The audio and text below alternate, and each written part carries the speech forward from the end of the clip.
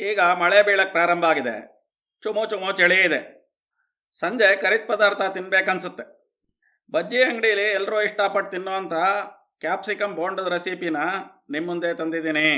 ನಮಸ್ಕಾರ ವೀಕ್ಷಕರಿಗೆ, ಶರ್ಮಾಸ್ ಕಿಚನ್ಗೆ ಸ್ವಾಗತ ಸುಸ್ವಾಗತ.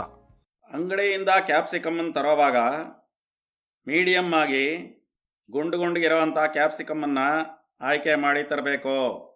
ಎಲ್ಲ ದೊಣ್ಣೆ ಮೆಣಸಿನ್ಕಾಯಿಗಳನ್ನು ಚೆನ್ನಾಗಿ ತೊಳೆದು ಒರೆಸಿಟ್ಕೋಬೇಕು. ನಾನು ತೊಟ್ಟಗಳನ್ನು ಕಟ್ ಮಾಡಿ ತೆಗೆದಿದ್ದೀನಿ.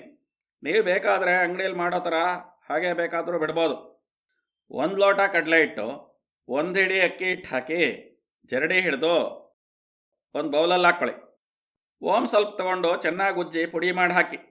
ಜೀರಿಗೆ ಪುಡಿ ಸ್ವಲ್ಪ ಸೇರಿಸಿ, ಸೋಡಾ ಸ್ವಲ್ಪ ಸೇರಿಸಿ, 3 ಚಿಕ್ಕ ಸ್ಪೂನ್ ಹಚ್ಮೆಣಸಿನ ಪುಡಿ ಸೇರಿಸಿ ರುಚಿಗೆ ತಕ್ಕಷ್ಟು ಉಪ್ಪು ಹಾಕಿ ಚೆನ್ನಾಗಿ ಬೆರೆಸಿ. ಸ್ವಲ್ಪ ಇಂಗಿನ ಪುಡಿ ಅಥವಾ ಪೇಸ್ಟನ್ನು ತಗೊಂಡು ನೀರು ಹಾಕಿ ಕೈಯಲ್ಲಿ ಚೆನ್ನಾಗಿ ಕಲಿಸ್ಕೊಳ್ಳಿ. ಸ್ವಲ್ಪ ನೀರು ಸೇರಿಸಿ ಗಂಟೆಗಳಿಲ್ದಂತೆ ಕಲಿಸ್ಬೇಕು. ನನಗೆ ಸ್ವಲ್ಪ ಗಟ್ಟಿ ಅನ್ನಿಸ್ತಿದೆ, ನೀರು ಹಾಕ್ತಾ ಇದ್ದೀನಿ. ನೀರು ಹಾಕಿ ಮೀಡಿಯಮ್ ಆಗಿ ಈ ಹದಕ್ಕೆ ಹಿಟ್ಟನ್ನು ಕಲಸಿಡಿ. ಹಿಟ್ಟು ತುಂಬ ನೀರಾಗಿದ್ದರೆ ಕ್ಯಾಪ್ಸಿಕಮ್ ಮೇಲೆ ನಿಲ್ಲಲ್ಲ. ಹಾಗಾಗಿ ಮೀಡಿಯಮ್ ಆಗಿ ಗಟ್ಟಿಗಿರಬೇಕು. ಈ ಹದಕ್ಕೆ ಗಟ್ಟಿಗೆ ಹಿಟ್ಟು ಕಲಸಿಡಿ. ಈಗ ಹಿಟ್ಟು ಕಲಸಿ ರೆಡಿಯಾಗಿದೆ. ಬಾಣಲೆಗೆ ಎಣ್ಣೆ ಹಾಕಿ ಕಾಯಕ್ಕಿಡಿ.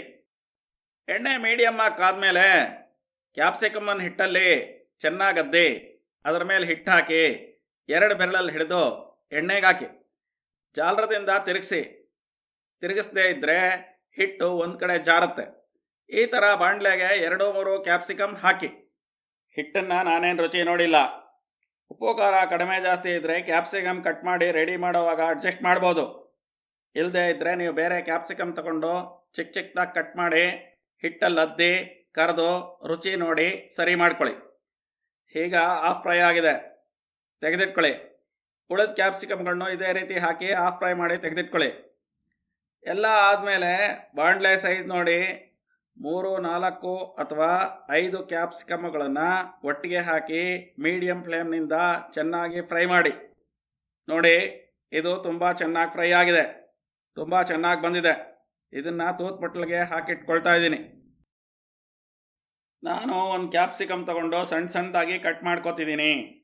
ಯಾಕಂದರೆ ಕ್ಯಾಪ್ಸಿಕಮ್ಮು ಗುಂಡ್ಗೆ ಹಿಟ್ಟಲ್ಲಿ ಬಿಡೋದ್ರಿಂದ ಸ್ವಲ್ಪ ಹಿಟ್ಟು ಕೊನೆಯಲ್ಲಿ ಉಳಿಯುತ್ತೆ.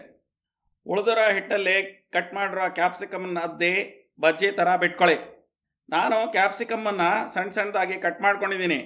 ನೀವು ಕ್ಯಾಪ್ಸಿಕಮ್ ಇಲ್ಲ ಅಂದರೆ ಆಲೂಗಡ್ಡೆ, ಈರುಳ್ಳಿ, ಹೀರೆಕಾಯಿ, ನಿಮ್ಗೆ ಯಾವುದಾದ್ರೂ ಬಜ್ಜಿ ತರಕಾರಿ ಹಾಕಿ ಬಜ್ಜಿ ಮಾಡ್ಕೋಬೋದು. ಅವಾಗಲೇ ಥರ ಡಬಲ್ ಫ್ರೈ ಮಾಡಿ ತೆಗೆದಿಟ್ಕೊಳ್ಳಿ. ನೋಡಿ, ಈಗ ಬಜ್ಜಿ ಎಲ್ಲ ರೆಡಿಯಾಗಿದೆ. ಈ ಬಜ್ಜಿನ ಒಂದು ಕೈಯಲ್ಲಿ ಹಿಡ್ಕೊಂಡು ಒಂದು ಕೈಯಲ್ಲಿ ಟೀ ಅಥವಾ ಕಾಫಿ ಜೊತೆಯಲ್ಲಿ ತಿಂತಾ ಇದ್ದರೆ ತುಂಬ ರುಚಿಯಾಗಿರುತ್ತೆ. ಕ್ಯಾಪ್ಸಿಕಮ್ಮು ಎಲ್ಲ ಫ್ರೈ ಆದಮೇಲೆ 10-15 ನಿಮಿಷ ಬಿಡಬೇಕು. ಆವಾಗ ಒಳಗಡೆ ಎಲ್ಲ ಬೆಂದು ಮೆತ್ತಗಾಗುತ್ತೆ. ಇಲ್ದಿರ ಇದ್ದರೆ ಕ್ಯಾಪ್ಸಿಕಮ್ಮು ಹಸ್ಕಾಗಿರುತ್ತೆ, ತಿಂದರೆ ಚೆನ್ನಾಗಿರಲ್ಲ.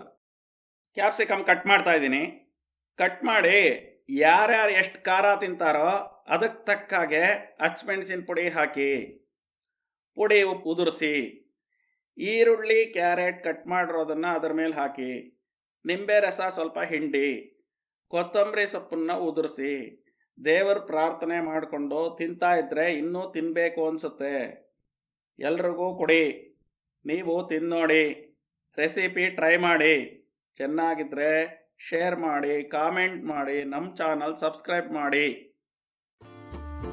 ವಿಡಿಯೋ ನೋಡಿದ್ದಕ್ಕಾಗಿ ತುಂಬ ಹೃದಯದ ಧನ್ಯವಾದಗಳು.